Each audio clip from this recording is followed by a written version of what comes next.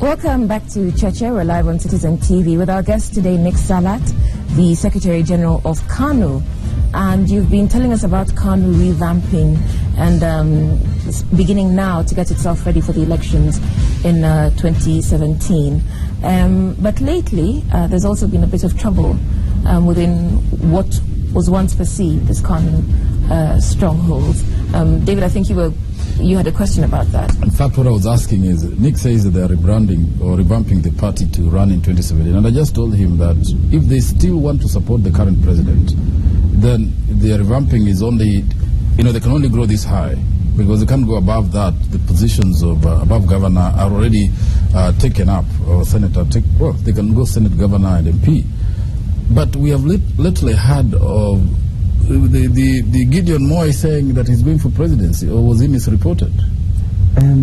We are saying, as a party, the infrastructure that we need to put in place is there will come a time, because we need to have a national delegates conference to decide, are we in a position now to go for the top leadership of this country? And he's already said, should the party decide that he is taking, that we're taking that direction, he's very much available. So he's ready to take up the mantle. But first and foremost, our focus is to ensure that the infrastructure which we have, and as Mutegi said, it's a party that has infrastructure across the country. So we want to really activate that system, the network. So once the network is activated, we will now go through the structures of the party to now say we're ready to take a start. Very quickly. The president says that Gideon Moi is a greenhorn. It's too early to start thinking of being a president. I think it was very unfortunate coming from the deputy president who actually, and I probably think he was misquoted, because we all started politics right about the same time, 1997. YK 92, yes. In YK 92, actually Gideon was holding a very senior position, and the deputy president was junior to Gideon then. So, I mean, we all have started somewhere. Yeah. So to say somebody's a greenhorn, really, I think is missing to look at the history. So in YK, Gideon was senior to William Ruto. And for those who actually were there then, I wasn't myself, I was still in school. Yeah. So coming to, the history will tell us we all have to have started somewhere, and I think it was their peers in politics. Right. Respond to this. Respond to these. KANU is an orphan party. The Kalenjin are not part of it. That came from Korea and Kuresoi. Let me tell Nick Salat for free that KANU belongs to the political dustbin. For your case to be a senator, it will be an uphill task if you still cling to KANU. That came from Rolex in Bomet. This from Jonah in Baringo. KANU died a long time ago. The senatorial seat for Gideon Moi was just a thanksgiving to a former president. That was enough. Wow, those are very... Well, to me, it may have died in their thinking, but to many of us, we believe KANU is still very much around. And they're entitled to their opinion, but more important, I think we're going to give each other a chance. And we're going to give each other a chance to explain our position. And I do believe this is the party to watch. This is the party that some people may have moved on to other parties, but for those of us who remained, we believe in this party, and we know, given the chance and the environment to really reach out to Kenyans, we will be a factor come 2017. Is there in fact a party, Salat? Let's face it. Yeah. The truth is that you're just keeping the former president company, because he cannot allow KANU to die, and he cannot allow it to change its, what would I call it, paraphernalia, from the red, and the jogo and the finger. Those things are dear to him, and you can't abandon him while he's still presiding over, patronizing you.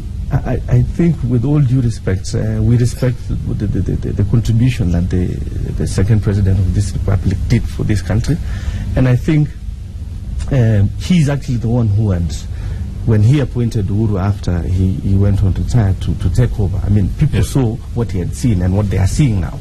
Yeah. And his belief that KANU has a place in this country, in the history of this country, now and in the future, still remains.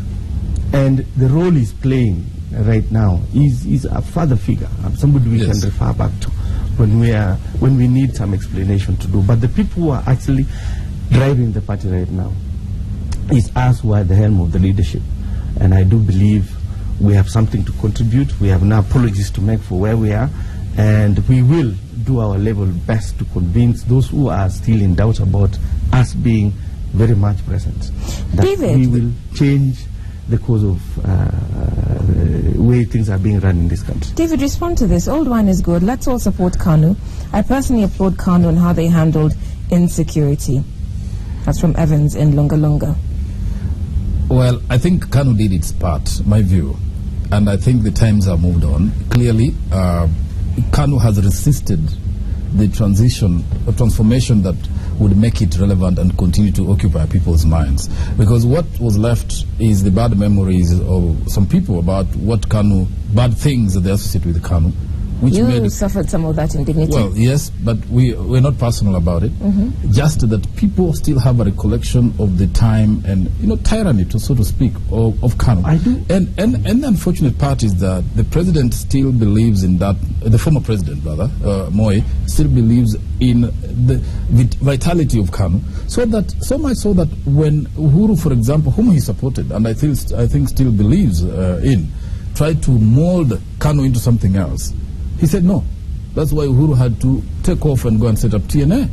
So that's what I'm saying. What has been left is this ornament, which is so dear to the former president, and you guys are keeping him, giving him the solace by continuing with it, so that he does not get angry. I want to differ with you. Respond to that, because bearing that out is Njage in Nairobi, who says, does Mr. Salat expect Kenyans to take KANU seriously, given the brutality of President Moi's regime? KANU would possibly behave the same way again. I think brutality or that's notwithstanding, I would want to say the former president, when he handed over power very peacefully, said in leadership, mistakes are made. I may have made mistakes against David, and David may have caused that mistake to happen. And he said, let the past be the past. If I did anything wrong to you, forgive me. If you did anything wrong to you, I forgive you. I think that was a very powerful, because leadership, people will always make mistakes, right from the colonialist to the first president of this country, which history seems not to refer to that particular period. Yeah. It's only the Moi period that is being referred to day in, day out. Mistakes were made during the colonial times, mistakes were made at Kenyatta, the senior time, and so even in Kibaki's time, things happen, which is not pleasant to anybody. But really wrap it in that it's only Moi who has done this, who has done that. No. He said it, yes, mistakes may have been made, but let bygones be bygones. I forgive you, you forgive me. And I think people choose not to mention that in his handing over. But I can tell you, even now, mistakes are being made. What do you do? And when you talk about KANU of then, I have to, that's a different generation. I also have to leave my time and do what I have to do in my period. Let's to serve this country in the best way I can. Let's talk about money. Yes. Political parties in this country have traditionally been financed by the people who own them. Yes. And in the old KANU times, the government was KANU. Yeah. The PCs, the PC. Now the KANU doesn't have that infrastructure of the PCs and DCs and chips to collect money for you. Now, in this day and age, how is KANU financing itself? First and foremost, I think the law, the Political Parties Act is very clear. We actually did not qualify to get funding from the government. And because we did not meet the threshold to get funding. And what we're doing right now, and we are lucky that we do have some properties across the country which, under the Political Parties Act, again, we can own, dispose, and do as we wish. So what we're trying to do as those that we find are excesses in one county, we dispose of them to keep relevant, because the Act, again, bars anybody from contributing a certain amount So you can say Gideon, yes, is able to contribute, and many other members of the party are able to contribute, but there is a ceiling on how much a single person can contribute. So we are guided by that. And we have to really get out on our own and see how we can keep the party up and running. But speaking generally of that wealth and resources, how wealthy is KANU? Because it acquired quite a lot of properties by, freely when it was a governing party. Yeah, including KICC, which was reversed. Reversed, but we have not given up on KICC. We still believe. Yeah, I mean, we have the title. You still believe what? We still believe that it's yours and you'll get it back. KICC needs to be really cleanly. If it's going to be taken away, not the money it was taken away. By Tuju. Yeah, by Tuju. Those were all presidential declarations. So we really, if the law is to be followed, let the government take it. So what other properties is KANU or assets does it have? And Mutegi would actually know that across the country, in every corner. In deference to his agent experience. They have offices only that the people who change from KANU to TNA or DP moved, take the offices. Branded. Yeah, take the offices to DP. But those are just offices. In terms of assets, what you own, we own. You can say this is the party. So if the party were to die today, those parties would be, taken up by. I can tell you, we have properties across the country, mostly plots in towns. We have even land in Kilifi. Okay. We have, but it's just that people have not been brought up to speed with the new laws that are operating in the country, because some are still saying Niangu, it's ours, it's, so we are still trying to be gentle and to explain to them that the law has changed. It's no longer excuse me. There's a text message here, I believe, from the Deputy President's spokesperson, Mugonyi, who, to clarify the earlier reference to greenhorns, he says, "Good morning. The Deputy President did not say that Honorable Gideon Moi is a greenhorn. He did not." Which I think you also alluded to. You thought that there might be some misquoting. Yeah, I think he must have. It was reported as a translation of something he said in Kalenjin during that event in was it Kericho over the weekend? It wasn't verbatim in English. So the attempt maybe it was lost in translation. Yes, possibly. But anyway, just the clarification from his spokesperson that he did not say that that Gideon Moi is a greenhorn. But he didn't speak very positively about him, regardless of whatever. He didn't think that his bid was worthwhile. It was worthwhile. In fact, he said untimely, too early. Yes. So whether he's greenhorn or not, it wasn't positive. He wasn't encouraging him to enter the field and compete.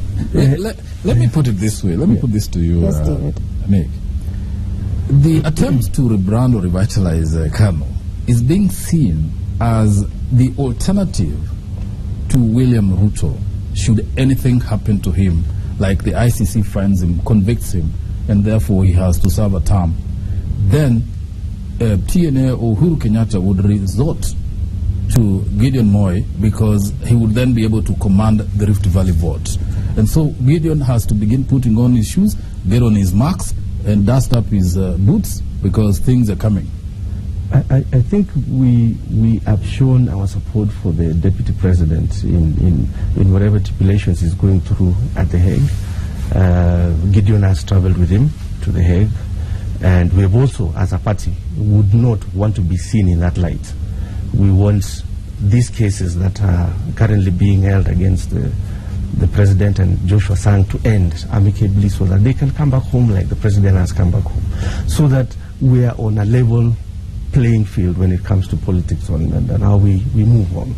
Because right now we don't want to be seen as people who want to take advantage. No, we're only more interested in getting out there, selling the agenda, that which is KANU, and reaching out to those who are ready to come on board, especially the youth and the women of this country who are seeking for a home, and we want to provide KANU as a home for them to come and champion their political ambitions and to bring Kenyans on board. Because once you have these young people running the show, that is what we call changing, and that's the change we want.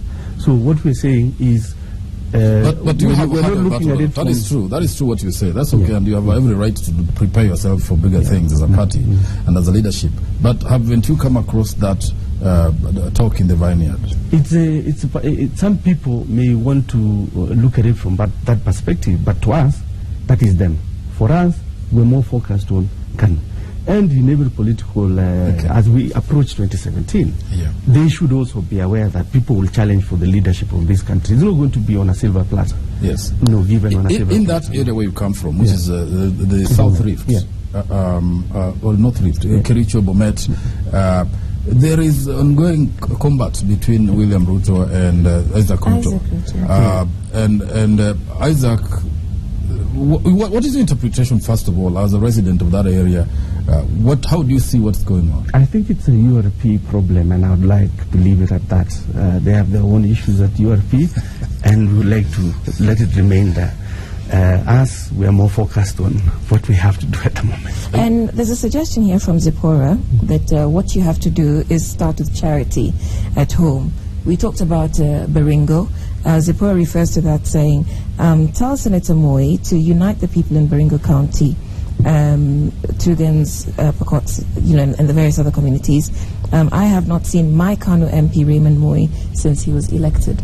So it sounds like there's quite a bit of work. Yeah, we held a meeting in Baringo, and we took stock of what people were saying in terms of how the performance of our members of parliament has been in parliament. And we actually, as a party, did bring it to their attention that you need to be seen more at home. We don't want to be hearing these complaints that you're not visiting your respective constituencies, and it is the leadership of the party that can bring it up to them, and I think we have. So we expect changes in terms of how our those elected from KANU will start being closer to the people after our retreat, which we had a while back in Baringo. So we do want them also, those who are aware that it's happening, to bring it to our attention so that we can get it to them. Okay, going back to the issue of properties, the headlines the past couple of weeks have had to do with corruption. Corruption did not start with the Jubilee government or the NARC government. It goes back to KANU. So as you revamp, rebrand, or whatever it is you say that you're doing, how are you going to address corruption, given that it's one of the major concerns for Kenyans?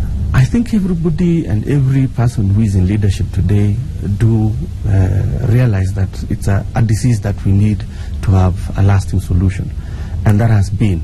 And you find that the institutions that have been directed to fight corruption are not even being spared themselves.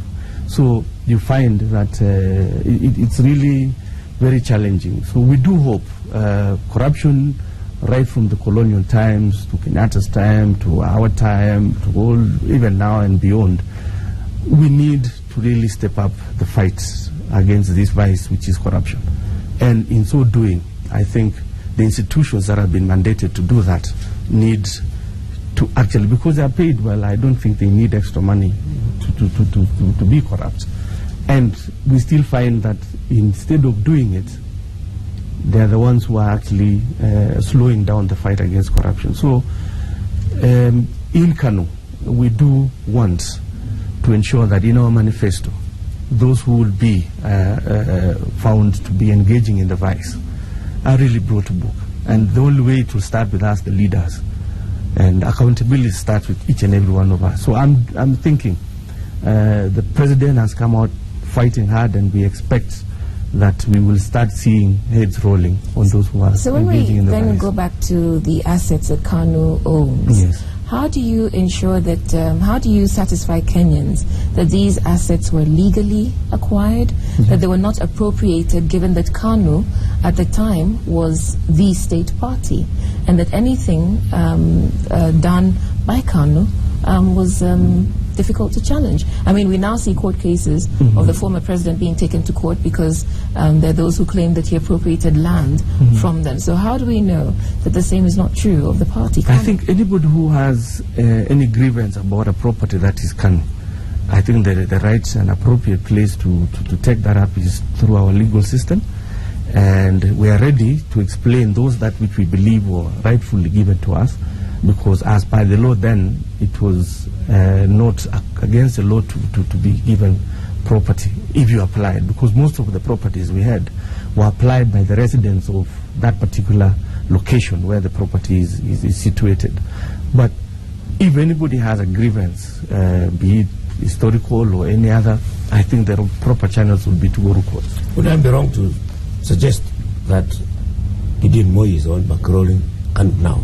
For example, you hand that meeting in Baringo. I suppose he's the one paid for it. No. We actually, as I told you, as an individual, he has already finished his seal. He's reached his limit.